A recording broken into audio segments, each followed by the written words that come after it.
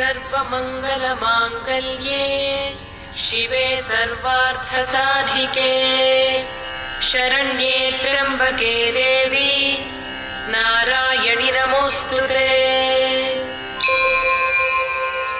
अस्य श्रीललिता सहस्रनाम स्तोत्रमाला मन्त्रस्य वशिन्यादिवाग्देवता ऋषयः अनुष्टुप् छन्दः श्रीललिता परमेश्वरी देवता श्रीमद्वाग्भवकूटेति बीजम् मध्यकूटेति शक्तिः शक्तिकूटेति कीलकम् श्रीललिता महात्रिपुरसुन्दरी प्रसादसिद्धिद्वारा चिन्तितफलावाप्त्यर्थे जपे विनियोगः।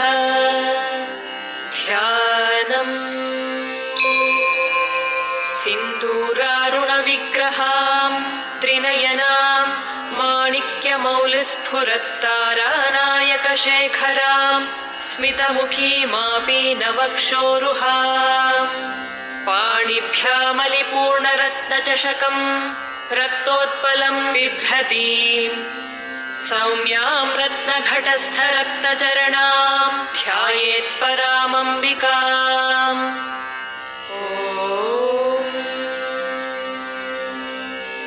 श्रीमाता श्रीमहाराज्ञी श्रीमत्सिंहासने